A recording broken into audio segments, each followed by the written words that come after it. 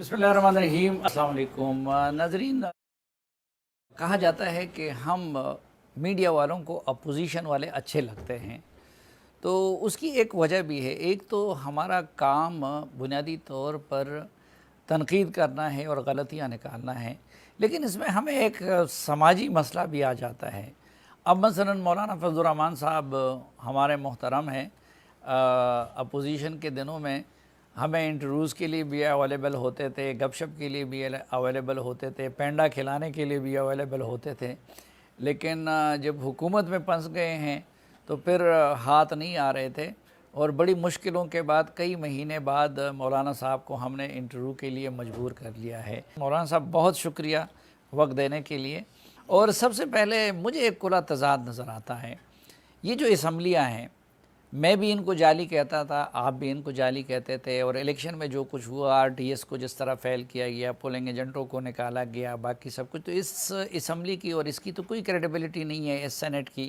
آپ لوگ اس جعلی اسمبلی کو دوام کیوں دینا چاہتے ہیں اور فری اینڈ فیئر الیکشن سے ڈرتے کیوں ہیں؟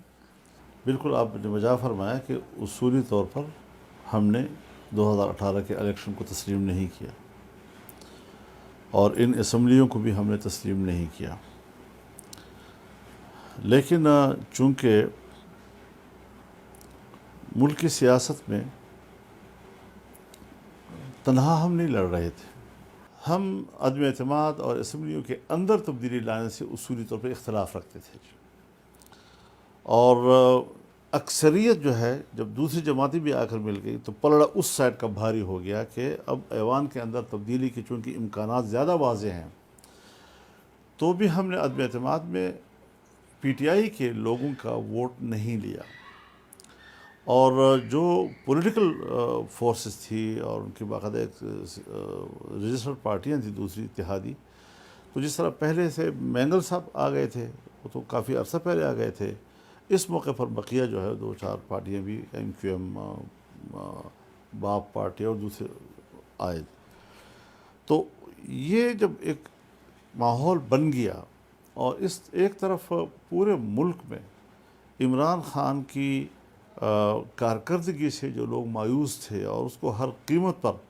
جلد از جلد اتارنے کی توقع اور تمنا رکھ رہے تھے، تو وہ جو معروضی کیفیت تھی اور معروضی ضرورت تھی وہ غالب آ گئی، اور پھر ظاہر ہے جی کہ اس وقت اتحاد کو توڑنا، ان سے الگ ہونا، وہ شاید پھر اس عنصر کو زیادہ تقویت دیتا کہ جس سے قوم نجات حاصل کرنا چاہتی تھی، تو ان حالات میں پھر جو سب دوستوں نے سوچا، لیکن جس عنصر سے قوم نجات چاہتی تھی وہ عنصر یعنی پی ٹی آئی تو پاپولر ہو گئی، نہ آپ لوگوں سے عمران خان قابو ہو رہے ہیں، نہ ڈالر قابو ہو رہے ہیں، نہ حکومت آپ چلا سکتے ہیں، تو جب چلا نہیں سکتے تو چھوڑ کیوں نہیں دیتے؟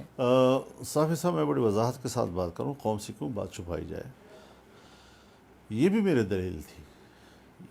دلیل تھی کہ اگر ہم نے مہنگائی مارچ کیے ہیں، ہم نے جلسے کیے اور مہنگائی کی ایشو کو ہم نے اٹھایا، تو ہمارا ایک جشی تلی ایک رائے تھی کہ دیکھیے ریاست کمزور ہو گئی ہے، اور ریاست جب کمزور ہو گئی ہے تو اگر حکومت ہم بھی حاصل کر لیں تو کمزور ریاست ہمارے ہاتھ میں آئے گی، نتیجہ یہ نکلے گا کہ اس نقصانات کی تلافی میں وقت لگے گا، مہنگائی کو ختم کرنا، لوگوں کے ریلیف مہیا کرنا، اس پہ کافی وقت لگے گا۔ اب عام آدمی ان باریکیوں میں نہیں سوچتا جی، عام آدمی اپنی مشکل کو دیکھتا ہے، ایک غریب آدمی اپنی بھوک کو دیکھتا ہے۔ اس پر میں نے یہ ان سے کہا تھا کہ اگر ان حالات میں آپ حکومت لیں گے تو پھر ایک کمٹمنٹ یہ کر لیں کہ صرف انتخابی اصلاحات کا قانون پاس کر کے اور نیب والے کے حوالے سے قانون اصلاحات کر کے آپ الیکشن کا اعلان کر دیجیے۔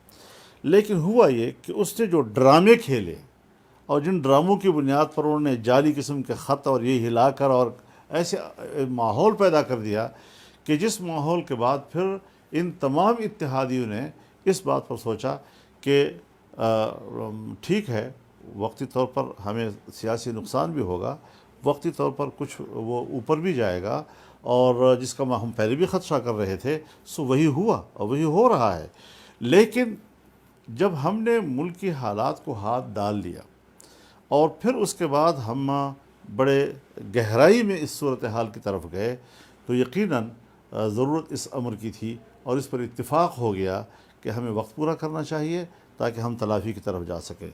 اس وقت صورتحال کنٹرول نہیں ہو پا رہی ابھی تک، لیکن اس کی بنیادیں فراہم کر لی گئی ہیں، اور اس کے لیے انشاءاللہ العزیز مجھے تو اطمینان ہے کہ جس طرح کے جلسوں میں بھی میاں شہباز شریف صاحب کہا کرتے تھے کہ مجھے 6 مہینے چاہیے ہوں گے جی، تو 3.5 سال جس نے ملک کو غرق کیا ہے، اور آپ بتائیں کہ 3 مہینوں کے اندر ہم اس صورتحال کو اسی کیفیت میں لانا، تو وہ جو معاہدات بین الاقوامی اداروں کے ساتھ ہوئے، ملک کو گروی رکھا گیا IMF کے ہاتھ میں، اور پھر FATF کے کہنے پر قانون سازیاں ہوئیں، اور پھر آپ نے اسٹیٹ بینک کو جو ہے وہ IMF کے حوالے کر دیا اسٹیٹ بینک کے آزادی کے نام پہ، تو جو ملک کی معیشت کی چابیاں ہوتی ہیں اور جو ادارے ملک کی معیشت کو کنٹرول کرتے ہیں وہ آپ کی اس حد تک لیکن کمزور وہ ہو تو گئے۔ کہتے ہیں کہ میں امریکہ سے آزادی چاہتا تھا اور روس کی طرف گیا تھا، اور آپ لوگ امریکہ کے مہرے بن کے ان کے خلاف سازش میں استعمال ہوئے۔ دیکھیے بات یہ ہے کہ اس پہ تو اب سارے حقائق سامنے آ رہے ہیں۔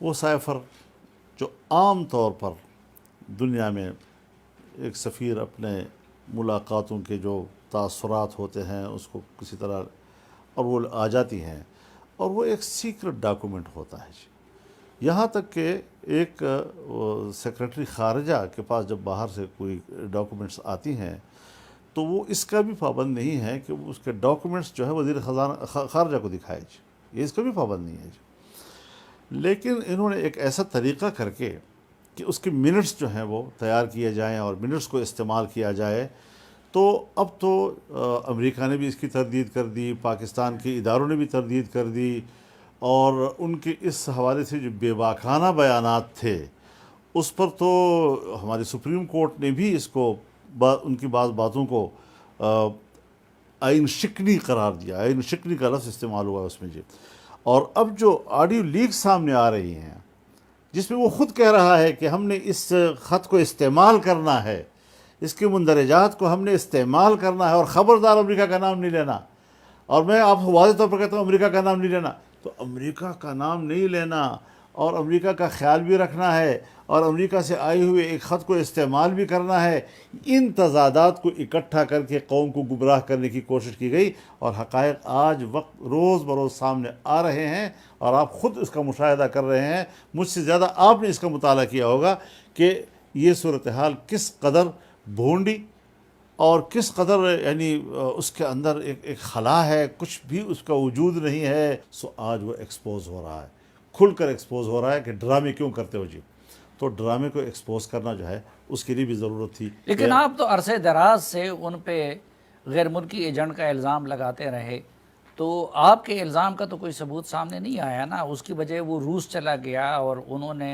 ان کے ساتھ تعلقات مضبوط روس کرنے چلا گیا تو وہاں پر جو قدم مبارک رکھے انہوں نے، اور یوکرین کا مسئلہ اسی دن پیدا ہوا، تو اس کے جانے کا تو یہ نتیجہ تھا جی کہ وہاں پر اس کے مبارک قدموں کی برکات سے گیا کیوں؟ بین الاقوامی جو ضابطے ہیں دنیا کے، اس کے اندر یہ صلاحیت نہیں ہے کہ جس ملک میں وہ جا رہا ہے اس ملک کی اس وقت کی جو اسٹریٹجک پوزیشن ہے اس کو معلوم کرے۔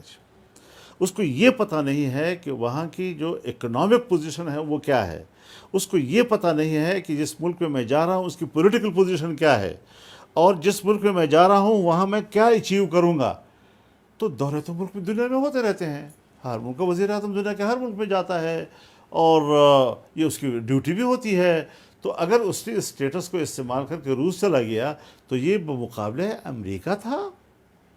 کیا روس کے اگر اب ہمارا وزیر اعظم جائے گا، یا ابھی انہوں نے وہاں اقوام متحدہ میں ان سے ملاقاتیں کی ہیں، ورسز امریکہ ہوتی ہیں، یا امریکہ ہم ملیں گے تو ورسز چائنا ملیں گے، یا ورسز پاکستانی مفادات کو سامنے رکھتے ہوئے چیزیں ہوتی ہیں۔ اس کو یہ بھی پتہ نہیں ہے کہ جس ملک میں میں جا رہا ہوں اس میں پاکستانی مفادات کو غرق کر رہا ہوں یا پاکستانی مفادات کو اچیو کر رہا ہوں۔ لیکن اس وقت مولانا فضل الرحمان، زرداری، نواز شریف اور یہ سب لوگ ایک طرف ہے ورسز عمران خان وہ دوسری طرف ہے، وہ اپنے جھوٹ کو قوم کو بیچ سکا، آپ جیسے قداور لیڈر، زرداری صاحب جیسے، نواز شریف، مریم نواز، یہ سب ان کے بیانیے کو لوگوں نے قبول نہیں کیا، یہ آپ لوگوں کی سیاسی ناکامی نہیں ہے؟ دیکھیے، حکومت سے لوگوں کی توقعات ہوتی ہیں کہ وہ میری مشکل کو حل کرے گی. جب تک آپ اس کی مشکل کو حل نہیں کریں گے، یہ تأثر جو ہے وہ پبلک میں جو جاتا ہے منفی یا تنقیدی، وہ ایک فطری عمل ہوتا ہے اور اس سے آپ کسی کو روک نہیں سکتے جی. لیکن ایک چیز کو پبلک کو سوچنا ہوگا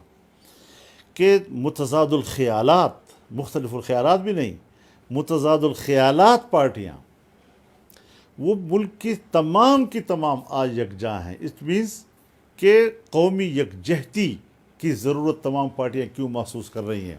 اس لیے کہ اگر یہ شخص بدستور برقرار رہتا ہے اور عالمی ایجنڈے کی پیروی میں پاکستان کو نقصان پہنچا رہا ہے، پاکستان کی دفاع کو نقصان پہنچا رہا ہے، پاکستان کی ایٹمی صلاحیت کو نقصان پہنچا رہا ہے، پاکستان کی معیشت کو نقصان پہنچا رہا ہے، پاکستان کے نظریے کو نقصان پہنچا رہا ہے، تو اس کے مقابلے میں ساری قوتیں یکجا ہو کر ایک قومی یکجہتی، یہ بحرانوں میں ہوتا ہے.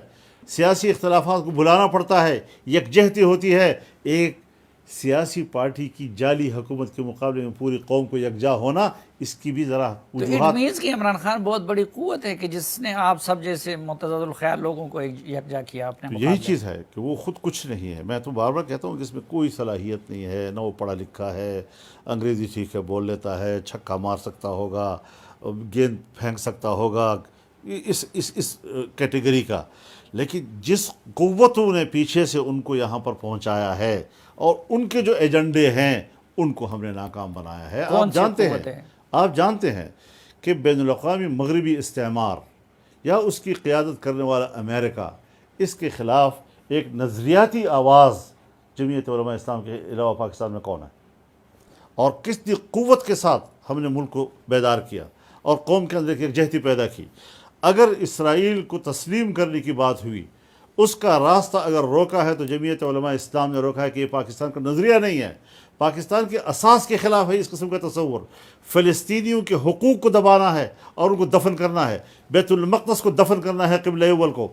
یہ ساری بحث ملک میں چھڑ گئی اور جس کے مقابلے میں جس صد سکندری کا مظاہرہ ہمارے نوجوانوں نے کیا، الحمدللہ قوم نے لیکن ساتھ اقوام دیا. متحدہ میں اسلامی فوبیا کے خلاف بھرپور تقریر تو انہوں نے کی. تو بے اثر ثابت ہوئی نا، یہ نمائش تھی نا ساری چیزیں جی. بات یہ ہے کہ ریاست مدینہ کا لفظ بھی بول لیتا ہے. تو نمائشوں سے حکومتیں نہیں چلتی، کمٹمنٹ سے چلتی ہیں. آپ یا کارڈ استعمال کریں گے یا کاز استعمال کریں گے. اسلام ہو، ریاست مدینہ ہو، اینٹی امپریلزم ہو، اس پر ہمارا کاز ہے. اور آپ نہیں سمجھتے کہ یہ آدمی ان تمام چیزوں کو بطور کارڈ کے استعمال کر رہا ہے، تو کارڈ 2 دن چلتا ہے، تیسرے دن ختم ہو جاتا ہے جی. لیکن اس کے بھی تو کوئی ثبوت سامنے آ جاتے ہیں نا، جب آپ کہہ رہے تھے کہ جی وہ غیر ملکی ایجنٹ ہے، یہ ہے وہ ہے، تو اس کا بھی تو آپ کوئی ثبوت، اب حکومت بھی آپ کے پاس سے سامنے نہیں لا سکے. میرے خیال میں سیاسی دنیا میں پبلک کو آگاہ کیا جاتا ہے اور اس حوالے سے بہت سی چیزیں سامنے آ گئی ہیں، تمام چیزیں سامنے آ گئی ہیں. آج بچے کے زبان پر یہی لفظ ہے کہ یہ بیرونی ایجنٹ ہے، بیرونی ایجنڈے پر پاکستان بھیجا گیا. پہلے اس ملک میں سیاسی عدم استحکام لایا گیا، سیاسی عدم استحکام پاناما کے ذریعے لایا گیا، پھر اس کے بعد اقتصادی عدم استحکام لایا گیا، وہ عمران خان کے ذریعے لایا گیا. آپ خود اندازہ لگائیں کہ سپیک کتنا بڑا منصوبہ ہے. اس اتنے بڑے منصوبے اور چین جیسے دوست کی پاکستان میں انویسٹمنٹ اور امریکہ کی خارجہ پالیسی کا ایک بنیاد ٹھہرا کہ اگر سپیک کا کوئی حامی ہے تو امریکہ کا دشمن، اور اگر سپیک کا کوئی مخالف ہے تو امریکہ کا. اس نے فریز کیا اس کو جی، میگا پروجیکٹس کو فریز کیا اس نے جی، بیڑا غرق کر کے رکھ دیا ان لوگوں نے جی. تو آپ سمجھتے ہیں کہ سی پیک میں رکاوٹیں ڈال کے انہوں نے امریکہ کی خدمت کی؟ ظاہر ہے جی، امریکہ کی خارجہ پالیسی کا مدار یہی تھا اور ابھی بھی ہے اس کا. لیکن ہم نے ملک کی مفاد کو دیکھنا ہے. ہم امریکہ سے بھی یہ کہنا چاہتے ہیں کہ ہم آپ کے مفادات کے دشمن نہیں ہیں، لیکن اگر آپ پاکستان کے مفاد پر کلہاڑا ماریں گے تو پھر ہمیں اپنے مفاد کے تحفظ کا حق حاصل ہے. لیکن پھر جو بائیڈن ان کو فون بھی نہیں کرتے اور شہباز شریف سے ملے بھی. وہ سیاسی معاملات ہیں، بلکہ اس میں زیادہ تر امریکہ کے اندرونی معاملات بھی ہیں کہ اس نے وہاں جا کر ٹرمپ کو سپورٹ کیا جو بائیڈن کے خلاف اس کو سپورٹ کیا، اور ٹرمپ کا جو داماد تھا جیرڈ کشنر، جیرڈ کشنر، اس کے ساتھ تو باقاعدہ یاری لگوائی تھی زلفی بخاری صاحب نے جی، اور پھر اس حد تک قریب ہو گئے کہ میں کسی طرح ٹرمپ کے ذریعے سے وائٹ ہاؤس میں پہنچوں گا جی۔ یہ سارے ڈرامے یہ پہلے بھی کھیلتا رہا ہے، بش کے زمانے میں بھی کھیلتا رہا ہے کہ میں وائٹ ہاؤس تک رسائی حاصل کر سکوں جی۔ تو اس ساری صورتحال میں ایک رد عمل تھا جو بائیڈن کا، جو اس کے امریکہ کی سیاست میں مداخلت کے حوالے سے، اور اس پر ظاہر ہے کہ ان کی ناراضگی ایک فطری بات ہے جو ابھی چل رہی ہے۔ تو یہ اس کا تعلق پاکستان سے نہیں ہے، اور نہ ہی پاکستان کے حوالے سے ہے، اس کردار سے ہے۔ یہ روزانہ جا کر، اب آپ دیکھیں، ایک دفعہ ایک کو لے آیا اپنے اقتصادی مشیر بنانے کے لیے جی، پبلک نے ہنگامہ کیا۔ آج پھر وہ لاس اینجلس میں ایک کونسلر کے انتخاب کی سپورٹ میں انٹرویو دیا۔ کیا کام ہے آپ کے دوسرے ملک کے معاملات میں مداخلت کی؟ جاتا ہے اپنے سالے کی الیکشن کمپین میں برطانیہ کے لیے ایک پاکستانی نژاد مسلمان کے خلاف۔ زیک اسمتھ کی آپ بات کریں، جی ظاہر یہ سارا کچھ اس نے کیا ہے۔ تو یہ ساری چیزیں دلیل نہیں ہے، اور میں آپ کو بتانا چاہتا ہوں کہ جس زیک کے الیکشن میں یہ گیا ہے، اس کا جس تنظیم سے تعلق ہے، آپ آج بھی دیکھیں اس کا لوگو کیا ہے، conservative friends of Israel, CFI۔ اس کی تنظیم کے باقاعدہ سٹیج پر جا کر اس کے لیے کنوینسنگ کرتا ہے۔ آپ مجھے ثبوت مانگتے ہیں، اور کیا ثبوت دوں میں آپ کو؟ نہیں، لیکن عمران خان کا اپنا لوگو تو ریاست مدینہ ہے نا، وہ تو آج بھی جو تقریر کرتے ہیں تو کہتے ہیں میں ریاست مدینہ قائم کرنا چاہتا ہوں۔ سلیم تو صافی امریکی ایجنٹ صاحب، آپ ریاست مدینہ کی بات کر صافی سکتے صاحب، آپ کا اختیار ہے، آپ جو بھی سوال کرتے ہیں۔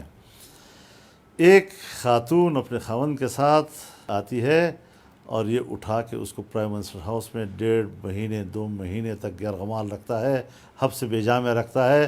وہ چلی گئی ہے عدالت میں رونے دھونے کے لیے کہ مجھے پرائم منسٹر ہاؤس میں کیوں حبس سے بے جا میں رکھا گیا۔ یہ ریاست مدینہ ہوتا ہے؟ طیبہ شرم گل کی نہیں بات آتی کر ان کو؟ رہے ہیں طیبہ گل کی بات کر رہا ہوں۔ یہ ہوتا ہے ریاست مدینہ کہ آپ اپنے گھر کے اندر اور پرائم منسٹر ہاؤس کے اندر ایک میاں بیوی کو ایک لمبے عرصے تک کس جرم میں یرغمال بنائے ہوئے حبس سے بے جا میں رکھا ہوا ہے جی، اور بات کرتے ہیں اب ریاست مدینہ کی؟ شرم نہیں آتی اس بات پر؟ ناظرین، ایک مختصر بریک، واپس آئیں گے تو مولانا فضل الرحمان صاحب کے ساتھ گفتگو آگے بڑھائیں گے، ہمارے ساتھ رہیے۔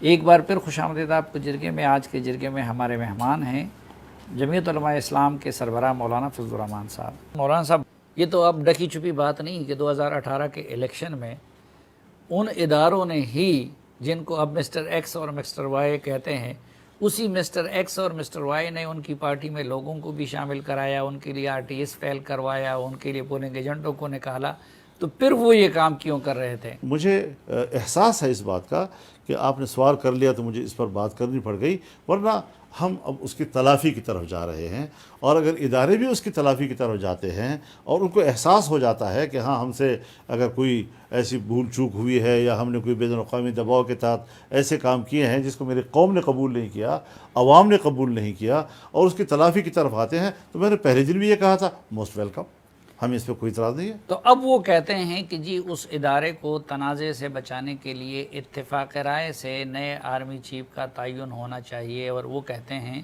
کہ جنرل باجوہ کو ایکسٹینشن دیا جائے ایک مخصوص مدت کے لیے، اور اس کے بعد جو فری اینڈ فیئر الیکشن ہو وہ نئی حکومت اس کا انتخاب کریں۔ تو آپ جنرل باجوہ کو ایکسٹینشن کے حق میں ہیں؟ دیکھیے، عمران خان جب اگر وہ وزیر اعظم تھا، جعلی تھا یا جو کچھ بھی تھا، تو اس نے کس سے پوچھا؟ اس نے اپنی کیبنٹ سے پوچھا، اپنی پارلیمنٹ سے پوچھا، کسی ایک سے مشورہ کیا؟ تبھی تو ڈرافٹ غلط، اس نے نوٹیفیکیشن کا ڈرافٹ غلط تیار کیا، تبھی تو معاملہ الجھ گیا تھا 2-4 روز تک اس کو ٹھیک کرتے کرتے، یہاں تک کہ عدالت نے کہا قانون بناؤ، اور پھر قانون سازی کی طرف معاملہ چلا گیا۔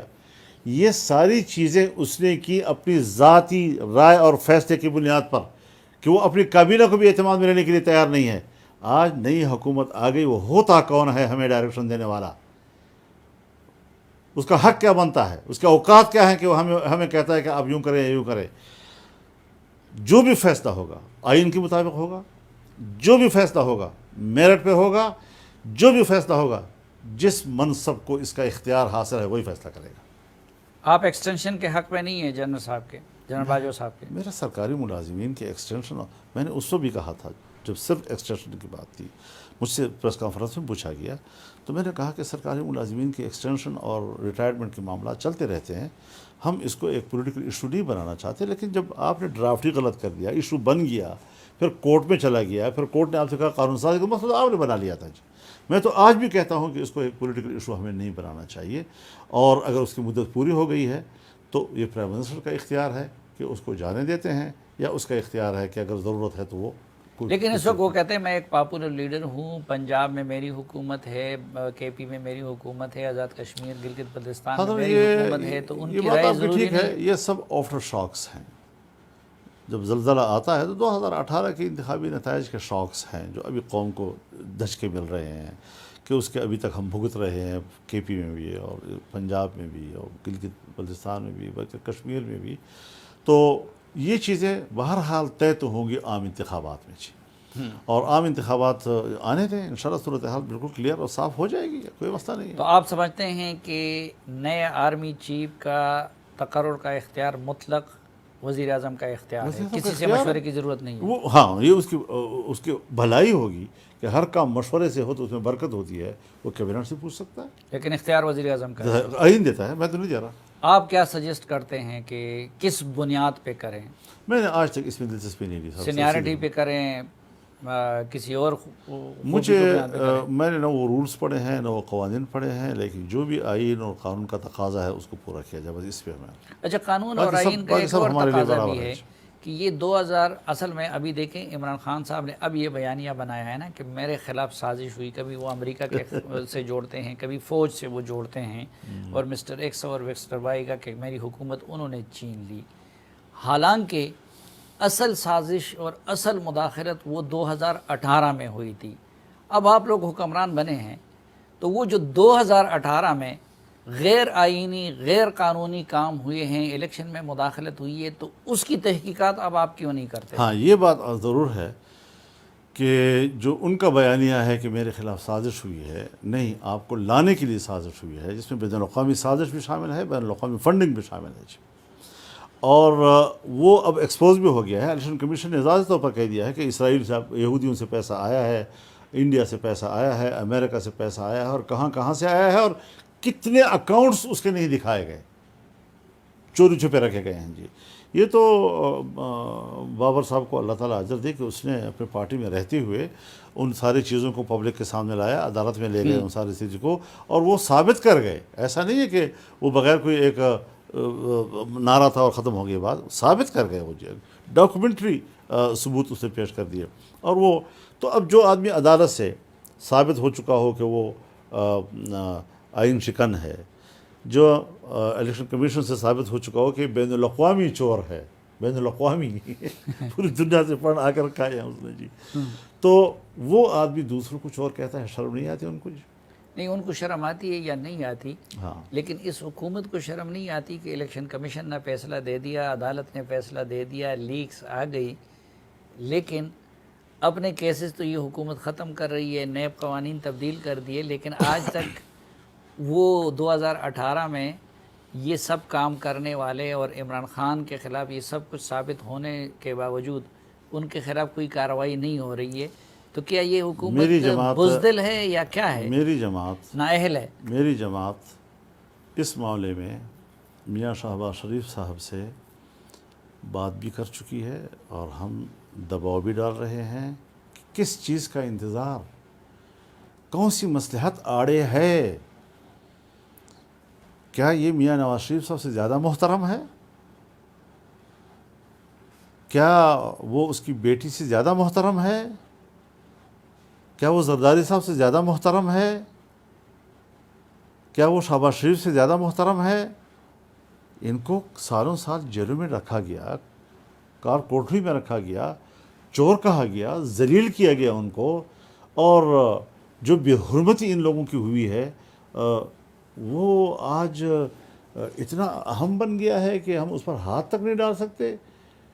اور میں نے یہ بات رانا ثناء اللہ سے بھی کی ہے، وہ بھی کہہ رہے ہیں کہ مجھے اجازت دیں فوراً، تو یہ بات عدلیہ نے تو اپنی ماتحت یہ جج بات کے وقار اور ریٹ کو بحال کر دیا. یہی اس نے آپ کے آئی جی اور ڈی آئی جی کو بھی دھمکیاں دی تھی. اس حکومت نے کیا کیا؟ آپ نے ڈی آئی جی میرا اور خیال یہ ہے آئی جی کے ریٹ کی میرا بحالی کی. خیال یہ ہے کہ وہ ایک کوشش کر رہا ہے، عمران خان ایک کوشش کر رہا ہے کہ میری چوریاں، آئین شکنیاں، بغاوتیں یہ تو سارے سامنے آ گئی ہیں، اور میرے خیال میں کیبنٹ نے فیصلہ بھی کر لیا ہے کہ ان کے خلاف باقاعدہ کچھ آڈیوز کے آنے کا، اور کچھ طرح میرے خیال مزید اس کو ایکسپوز کرنا چاہتے ہیں جی بہت سے حوالوں سے، جو مجھے مصلحت ان کی نظر آ رہی ہے جی. حالانکہ میں آپ کے رائے کے ساتھ ہوں، لیکن مجھے جو مصلحت ان کی نظر آ رہی ہے جی. اور یہ کوشش کر رہا ہے کہ میں ایک تاثر دوں کہ مجھے کسی پولیٹیکل ایشو پہ گرفتار کیا گیا ہے، تو جبکہ حقیقت کچھ اور ہے کہ اس کے جرائم اتنے ہیں، دیانت کے حوالے سے، امانت کے حوالے سے اور ریاست کے حوالے سے اتنے جرائم ہیں اس کے کہ اس پر ان کو ہاتھ ڈالنے کے لیے شاید کچھ مزید مواد کی ضرورت ہو. اس کے علاوہ مجھے کوئی اور مصلحت سمجھ میں نہیں آ رہی. لیکن مواد سے پہلے وہ اسلام آباد پہ دوبارہ چڑھائی کا ارادہ رکھتے ہیں. اب وہ اگر لاکھوں لوگوں کو اکٹھا کر کے اسلام آباد پہ حملہ آور ہو جائیں تو پنجاب میں بھی تو ان کی حکومت ہے، پختونخوا میں بھی، تو آپ کیا کریں گے؟ لاکھوں یہ کیا لفظ ہے، سمجھ میں نہیں آ رہی. لاکھوں والے یہ لوگ غریب فقیر لوگ ہیں جی، لاکھوں والے یہ لوگ نہیں ہیں. یہ تتلیاں، یہ یوتھیے، ان کے تلوے اتنے نازک ہیں کہ گرم زمین پر رکھنے کی نہیں ہوتی. وہ نہیں، لیکن ان کے جلسوں میں تو آ رہے ہیں، تو وہ جب آئیں گے سارے ناکام جا رہے ہیں تو حضرت. آپ کے وہ فقیر تو گھروں میں ہوں گے نا، ادھر پولیس سے ان کا سامنا ہوگا نا. جلسے بھی حضرت اتنے ناکام جا رہے ہیں.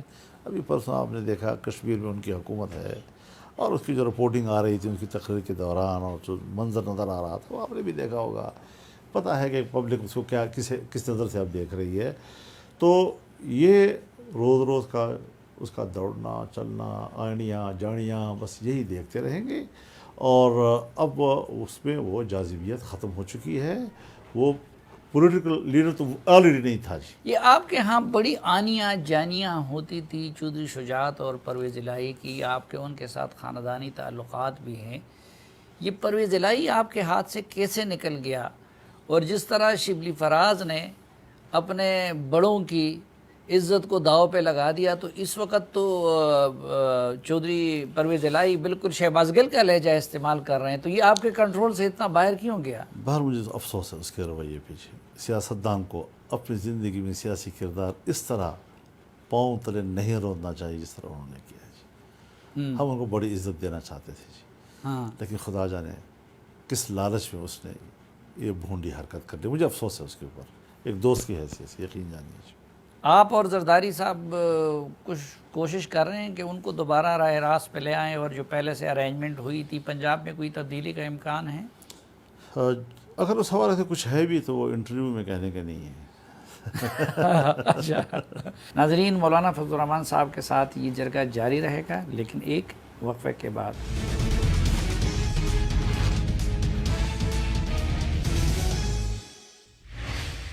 ایک بار پھر خوش آمدید آپ کو جرگے میں. اور آج کے جرگے میں ہمارے ساتھ ہیں جناب مولانا فضل الرحمان صاحب. مولانا صاحب، کچھ لوگ کہتے ہیں کہ جی اس حکومت میں اس لیے ہمت نہیں ہے کہ نیوٹرلز ایکچولی نیوٹرل نہیں ہوئے ہیں، تو اس وقت آپ لوگ اسٹیبلشمنٹ کے رول سے مطمئن ہیں؟ دیکھیے، کچھ چیزیں ضروری نہیں کہ آپ اس پر بحث کریں اور اس پر گفتگو کریں.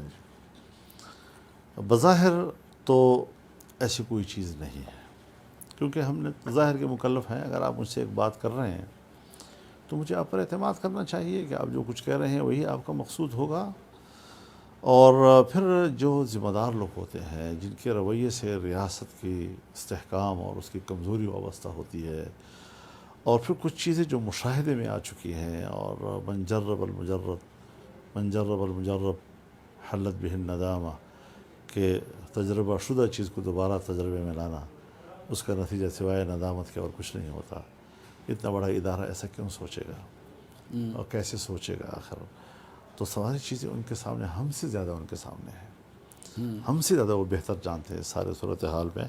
لہٰذا اس حوالے سے کسی شک کی بات کرنا یہ مناسب نہیں ہے. اچھا شک کی بات تو نہیں کرتے، لیکن ایک بات جو یقینی ہے، ایک معاملہ ایسے تھا کہ اس پہ آپ اور عمران خان کا موقف ایک تھا، آپ بھی افغان طالبان کے سپورٹر تھے، وہ بھی افغان طالبان کے سپورٹر تھے، آپ بھی سمجھتے تھے کہ ٹی ٹی پی اور ٹی ٹی اے کا کوئی آپس میں ربط نہیں ہے، اور عمران خان بھی یہ سمجھتے تھے کہ ٹی ٹی پی اور ٹی ٹی اے کا آپس میں کوئی ربط نہیں ہے، لیکن اس وقت خیبر پختونخوا میں ٹی ٹی پی دوبارہ متحرک ہو گئی ہے، اور حالت یہاں تک آ گئی ہے کہ میں نے آج پتہ کیا تو سوات میں پی ٹی آئی کا کوئی ایم این اے، کوئی ایم پی اے بشمول وزیر اعلیٰ، وہ پچھلے 1 مہینے کے دوران ادھر جانے کی جرت ہی نہیں کر سکا۔ تو یہ ٹی ٹی پی کا مسئلہ افغان طالبان کے آنے سے حل ہونے کی بجائے بڑھ کیوں گیا؟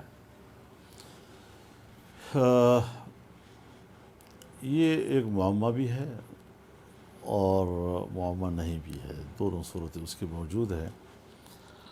معمہ اس لیے ہے کہ کھل کر اس پر بات نہیں ہو سکتی جی، اور سادہ اس لیے ہے کہ یہ سب چیزیں اس کی حکومت میں کیوں نہیں ہو رہی تھی اور آج کیوں ہو رہی ہیں جی، یہ ساری چیزیں کیوں ہو رہی ہیں آج، کیوں مشکلات پیدا کی جا رہی ہیں جی، تو یہ پریشان کن صورتحال ہے۔ یعنی صورتحال پورے خیبر پختونخوا میں بہت تشویشناک ہے، بلوچستان تک جی۔ بلوچستان میں اس کے لیے بجائے اس کے کہ ہم بیٹھ کر ماضی کو دہرائیں، تنقید کریں، اچھا کہیں، برا کہیں، 2 پہلو سے سوچنا ہے جی۔ دیکھیے میں ایک بات آپ کے سامنے ایک سیاسی کارکن کی حیثیت سے کہتا ہوں، جمہوری جدوجہد کے ذریعے سے آئین میں اصلاحات کرنا، آئین کو اسلامی بنیادیں فراہم کرنا، قوانین کو شریعت کے مطابق بنانا، یہ ایک منہج ہے جو ہمارا ہے۔ لیکن آج اگر ایک جنگ ہو رہی ہے اور اس میں مجھے کوئی شخص کہتا ہے جی کہ بندوق کے راستے سے شریعت کیوں، اگر میں آپ کی بات مان بھی لیتا ہوں اور میں بندوق کو پاکستان کے اندر مصلحت کے خلاف سمجھتا ہوں اور اپنی دینی مقاصد کے لیے اس کو نقصان دہ سمجھتا ہوں حکمت عملی کی بنیاد پر، لیکن اگر مجھے پارلیمنٹ کے راستے سے بھی شریعت نہیں مل رہی اور سن 1973 سے نہیں مل رہی، آج سے نہیں، سن 73 سے اسلامی نظریاتی کونسل کا قیام، ان کی سفارشات مکمل اور پھر مکمل اور پھر مکمل، اور ایک قانون سازی آج تک نہیں ہوئی، تو پھر مجھے اس بات کا اندیشہ ہے، خدا نہ کرے کہ جمہوریت پھر اپنا مقدمہ ہار نہ جائے۔ نہیں تو اس کا مطلب ہے کہ آپ بھی بندوق اٹھانے کا ارادہ رکھتے ہیں؟ نہیں، میں تو روکنے کی کوشش کر رہا ہوں اور کروں گا، لیکن میں اپنے دوستوں کو کہنا چاہتا ہوں، اپنے اداروں کو کہنا چاہتا ہوں، پولیٹیکل پارٹیز کو کہنا چاہتا ہوں کہ بھائیو، آئین کی پیروی ہم سب کا فریضہ ہے۔ اگر ایک سیاستدان مجھے یہ کہتا ہے کہ آئین کے اندر جو اسلامی دفعات ہیں، میرا ہدف یہ ہے کہ میں اس کو آئین سے نکال دوں۔ اچھا ٹی ٹی پی کا آپ بھی کہتے ہیں مذاکرات، تو یہ مذاکرات کا نتیجہ امن کی بجائے بدامنی کی صورت میں کیوں نکلا؟ یہی تو میرا سوال ہے جی، کہ ہمیں یہاں پر کہا گیا کہ جی مذاکرات چاہیے، ہم نے کہا جی مذاکرات چاہیے، ہم سیاسی لوگ ہیں، مذاکرات کیسے اختلاف کر سکتے ہیں، مذاکرات کے نتیجے میں صلح چاہیے، ہمیں قبول ہے، صلح کے نتیجے میں امن چاہیے۔ اب یہ پتہ ہمیں نہیں لگا کہ مذاکرات کس نے کیے، کب ہوئے، صلح ہوئی کب ہوئی، معاہدہ ہوا تو کب ہوا، اور اس کے بعد نتیجہ امن کی بجائے جس طرح آپ فرما رہے ہیں یہ کیا، تو یہ ساری چیزیں وہ آپ اتنے بے خبر ہیں حکومت میں ہو کہ بے خبر نہیں، بے اختیار ہیں، بے خبر نہیں ہیں، بے اختیار ہیں، چیخ و چلا کر ہم باتیں کر رہے ہیں۔ صوبائی حکومت کر رہی تھی، بیرسٹر سیف لیڈ کر رہے تھے، اب آپ مجھے بتائیں کہ کہ جہاں پر اس قسم کے حساس معاملات وہ اس لیول پر ڈیل کیے جا رہے ہوں کہ جہاں نہ اہم شخصیات، نہ وہاں پر سٹیک ہولڈرز، اور کوئی آدمی ادھر ادھر کا وہاں پر، آپ نے کیونکہ پشتو بولتا ہے تو اس کا معنی یہ ہے کہ تو جب بے اختیار ہے تو پھر حکومت میں کیوں بیٹھے ہیں؟ تو حکومت میں ایک شک کے لیے آدمی نہیں بیٹھا ہوتا جی، یہ تو ایک سوال ہے نا کہ آپ پھر حکومت بھی کیوں ہے، یہ تو ہر بات پہ ہو سکتا ہے۔ ایک کمزوری ہے، میں آپ سے کہتا ہوں حل نہیں ہو رہی، دوسری کمزوری، اور ہر ایک پر آپ کے حکومت میں کیوں ہے؟ آپ کی پروپوزل کیا ہے؟ ہماری آپ پختون بھی ہیں، آپ مذہبی جماعت کے رہنما بھی ہیں، اس ریجن میری پروپوزل یہ ہے کہ وزیر اعظم اس کو خود ٹیکل کریں، اس کو کیبنٹ میں باقاعدہ اس کو زیر بحث لائے، اس کے ایجنڈے پہ لائے، سیکورٹی کا جو کمیٹی ہے اس کا اجلاس بلائے، اس میں سنجیدہ معاملات پر بحث کی جائے، لوگوں کی رائے لی جائے، جو ہمارے صوبوں سے متعلق پارٹیاں ہیں وہ اگر پارلیمنٹ میں نہیں بھی ہیں تو بھی ان کی رائے تو ہے نا، این پی جیسی این پی ہے، جو بھی قوم پرست پارٹیاں ہیں، مذہبی پارٹیاں جو بھی ہیں، سب کو ملا کر بلایا جائے، نظریاتی اختلاف اپنی جگہ پر، لیکن امن پہ تو اتفاق ہے۔ اور ادھر کس سے بات کی جائے، ٹی ٹی پی سے براہ راست یا افغان حکومت سے؟ یہ ابھی میں نہیں کہہ سکتا، کیونکہ جب تک ہم بیٹھتے نہیں ہیں، اسٹریٹجی کا حصہ یہ کہ کہاں بات کی جائے، کس سے بات کی جائے، ان کے ہاں سٹیک ہولڈرز کون ہیں، کس سے گفتگو کی جائے، اس کو خراب کرنے کی بجائے ہمیں کسی بہتری کی طرف لے جانے کی ضرورت ہے۔ اس کو تو آپ بہتری کی طرف جانیں گے یا اس میں چلو آپ بے اختیار بھی ہیں؟ ایک چیز جس میں آپ با اختیار ہیں، روزانہ ہم صبح اٹھتے ہیں تو 10-15 معاون خصوصی کا نوٹیفیکیشن جاری ہو چکا ہوتا ہے، اور پتہ نہیں وہ کیا کام کرتے ہیں۔ اس روز میں نے کہہ دیا کہ یار بس یہ تینوں پارٹیوں کے سب ممبران کا نوٹیفیکیشن جاری کر دیں، لیکن آج تک آپ 3 صوبوں کا گورنر مقرر نہیں کر سکے۔ اور اسی لیے تو ہم نام نہیں دے رہے کہ بھائی اتنے تھوک میں جو چیزیں بانٹی جا رہی ہیں، تو میرے خیال میں ہمیں واقعی یہ چیزیں آپ کی اپنی لیکن جگہ پر- بلوچستان اور خیبر پختونخوا جیسے صوبوں کے گورنر نہیں ہیں، وہاں پی ٹی آئی والا ابھی تک بیٹھے ہوئے عللو میں، اور وزیر اعظم کے ایک دستخط سے ہوتا ہے، اور اس میں سب سے بڑی رکاوٹ آپ ہیں۔ اور اس نے جتنا ٹائم اس کو مل رہا ہے یا مل گیا ہے، اس نے ایک قدیم یونیورسٹی جو پشاور یونیورسٹی کے بعد بڑی یونیورسٹی آپ کے صوبے کی ہے، گومن یونیورسٹی، اس کو تباہ و برباد کر کے رکھ دیا ہے۔ اور بالکل جیسے پی ٹی آئی اور اس کی حکومت نے جچے تلے انداز کے ساتھ ایک یونیورسٹی کے ساتھ ظلم کیا ہے اور اس کو تباہ و برباد کیا ہے، تو اس تاخیر میں تو یہ ساری چیزیں نقصانات ہو رہے ہیں۔ لیکن ہمیں تو یہ بتایا رہا جائے کہ آپ اور این پی کی جھگڑے کی وجہ سے گورنر مقرر نہیں ہو رہا ہے۔ نہیں، میری ملاقات ابھی کچھ عرصے پہلے ایمل خان کے ساتھ ہوئی تھی، وہ میرے پاس تشریف بھی لائے تھے، اور اس میں ہمارے درمیان تو کوئی اس میں الجھن نہیں ہے۔ کہاں الجھن ہے، اب اس پر وہ بھی پریشان ہے، ہم بھی پریشان ہیں۔ آپ ان کو دینے کو تیار ہیں؟ میں افتخار بڑے اچھے آدمی ہیں۔ میاں افتخار ہمارا برخوردار بھائی، بالکل باعزت آدمی ہے، ایک غریب گھرانے سے تعلق رکھتا ہے، اچھے خاندان سے ان کا تعلق ہے، لیکن یہ معاملات شخصیات کی نہیں ہیں، یہ پارٹی کی ہوتی ہیں۔ اب پارٹی آپ کا اصرار ہے کہ جے وائی کا حق ہے؟ تو ظاہر ہے جی، یہ ہمارا، کیونکہ وہاں مقابلے میں ہم ہیں نا جی۔ اب بلدیاتی الیکشن میں آپ دیکھیں، جتنے ان کے پاس معیار ہوتے ہیں ہمارے پاس معیار ہیں، برابر کی این پی پوزیشن مان گئی ہے آپ کے ساتھ؟ ان کے ہاں کوئی اس میں شدت نہیں ہے۔ اور بلوچستان میں کیا مسئلہ ہے؟ مجھے نہیں معلوم اس کے بارے میں، جس کی ذمہ داری ہے اس کو پورا کرنے دیں۔ اب میں ہر بات کا جواب دے تھوڑا ہی ہوں۔ نہیں، تھوڑا سا آپ فراخ دلی دکھائیں نا، ادھر اختر مینگل کو دے دیں، کسی اور کو دے دیں۔ وہاں پر بھی کوئی مسئلہ نہیں ہے، ہمارا کوئی ضد نہیں ہے کسی معاملے پہ، لیکن کیوں تاخیر ہو رہی ہے یہ میرے نزدیک بھی سوال ہے، اور تاخیر سے نقصان ہو رہے ہیں۔ اب کراچی میں کیوں نہیں ہے جی؟ کراچی میں یہ بھی کراچی میں زرداری کیوں صاحب نہیں نے وعدہ ہے، کے کیا پی تھا میں تو کیوں نہیں ہے، بلوچستان میں کیوں نہیں ہے، گلگت میں ہو گیا، کشمیر میں ابھی تک صورتحال جو کہ تو جا رہی ہے، تو یہ ساری صورتحال ایسی ہے کہ میں نے آپ سے کہا کہ آفٹر شاکس ہیں، ابھی صوبوں میں جو ہے صورتحال وہ نہیں ہے کہ جس میں ہم کوئی حتمی بات کر سکیں۔ لیکن آپ نہیں سمجھتے کہ ایک طرف سیلاب، غربت، معیشت تباہ، اور یہ 73 رکنی کابینہ، تو آپ ایڈوائز نہیں کریں گے کہ یہ کابینہ ریشفل اور کر کے جس میں مختصر سی کابینہ میں؟ جتنی زیادہ پارٹیاں ہوں گی اتنی ہی زیادہ آپ کو یہ اکوموڈیٹ کرنا ہوگا جی۔ پارٹیاں جتنی شامل ہوں گی، اسی لیے اصول سمجھیں کہ تحریک جب چلتی ہے تو سارے مل کر چلائیں تو تحریک طاقتور ہوگی۔ حکومتیں جو ہیں وہ اگر تنہا اب حکومت کریں گے وہ زیادہ طاقتور ہوتی ہے، جتنے زیادہ اس میں لوگ شامل ہوتے ہیں وہ کمزور چلتی ہے، اس میں بہت سی لوگوں کو راضی رکھنا، پھر جہاں مطلب یہ کہ ہم اور پھر پہ جہاں ایک حکومت جو ہے وہ 1-2 ووٹوں کی اکثریت سے قائم ہے۔ 70 اور وزیروں اور کی بھی توقع رکھیں ہم؟ نہیں، 70 تو نہیں ہوں گے، لیکن میرے خیال میں یہ سلسلہ نہیں ہونا چاہیے، اسی لیے جمعیت علماء اسلام نام نہیں دے رہی نا، ہاں، اس لیے نہیں دے رہی کہ کیوں بلا وجہ اضافہ کریں اس میں جی۔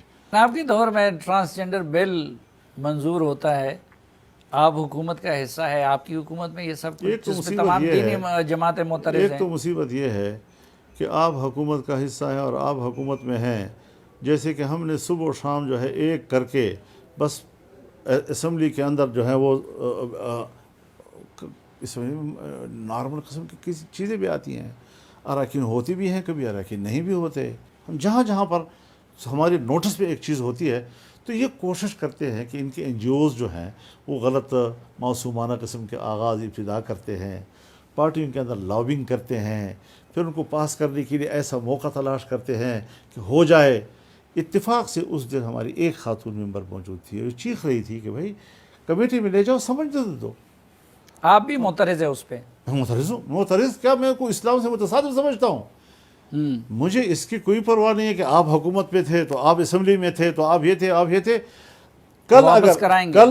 کل اگر مجھے اس پر آگاہی نہیں تھی یا میری توجہ اس طرف نہیں جا سکی، اس کا یہ معنی تو نہیں ہے کہ پھر وہ صحیح ہو گیا. واپس کرائیں گے آپ؟ تو انشاءاللہ میں نے ترمیم پورے جامع ترمیم میں نے تیار کی ہے اور وہ سرٹ میں داخل. آپ جس تنظیم کے سربراہ تھے پی ڈی ایم، وہ پی ڈی ایم مرحوم سی ہو گئی ہے، غائب ہو گئی ہے، تو اس کو دوبارہ زندہ کرنے کا کوئی ارادہ ہے آپ کا یا وہ صرف پی حکومت ڈی ایم کا کی؟ اجلاس بلانا ہے ان قریب انشاءاللہ العزیز. میرا خیال ہے کہ اس مہینے میں انشاءاللہ اس کا سربراہی اجلاس کریں گے. اچھا، ابھی زندہ ہے، برقرار ہیں، بالکل ہے انشاءاللہ. اور پیپلز پارٹی کو اس میں دوبارہ شمولیت کا دعوت دیں گے؟ نہیں، ابھی اس کی شمولیت کے ایجنڈے کی بات نہیں ہے. پہلے تو ہم خود آپس میں بیٹھے نا چاہیے ایک لمبے عرصے کے بعد. چلے اللہ آپ کو جلد بیٹھنے کی توفیق عطا فرمائے. ناظرین، مولانا فضل الرحمان صاحب کی ایک بار پھر شکریہ کے ساتھ آج کے جرگے سے اجازت چاہتا ہوں. اللہ حافظ.